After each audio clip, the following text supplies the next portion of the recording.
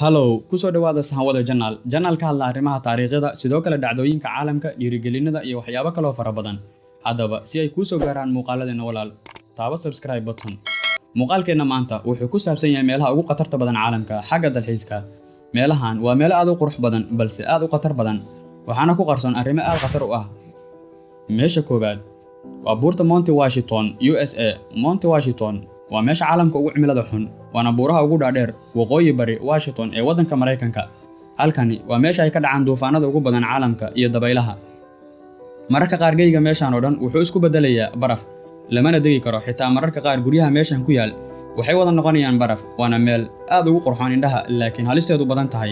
Duufaanada ka dhaca meeshan sanadkii waa 210 maalmood. Xawaaraha dabaysha goobtan waa 231 mph, waana dhul buurule ah badankiis. Soo noqnoqodka dabaylaha iyo duufaanada waa mid aad ugu badan goobtan. Heerka barafka soo da'aya ama soo daadanaya waa 40 degrees, waana qabow laf xanuuna. Dadka dalxiiska u taga Mount Washington waa dad cabsi badan la kulma xagga dabaylaha iyo duufaanada aan loogeyn waqtigay soo salaamayaan goobtan. Meesha labaad ee caalamka ugu khatarta badan waa Snake Island, Brazil, jasiiradda ugu khatarta badan caalamka. Jasiiraddan waxay 25 mayl u jirtaa xeebaha Brazil, waana jasiiradda ugu masaska badan caalamka. Jasiiraddan ayaa waxaa si weyn loogu aqoonsaday jasiiradda ugu halista badan koonkan. Dowladda Brazil ayaa uga digta dalxiisayaasha meeshan imaanaya inay si weyn isku ilaaliyaan. Sidoo kale dowladda Brazil ayaa mamnuucday in la dego jasiiraddan.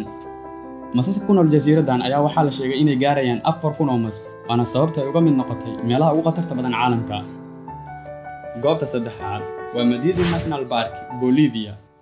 Markaad fiiriso meeshan waa meel aad ugu qurux badan laakiin waa meel aad u khatar badan. Halkani waa meesha ugu sunta badan caalamka. Haddii aad taabato geed ka mid ah geedahan, waxaa jirkaaga durbadiiba ku dhalanaya cuncun iyo finan.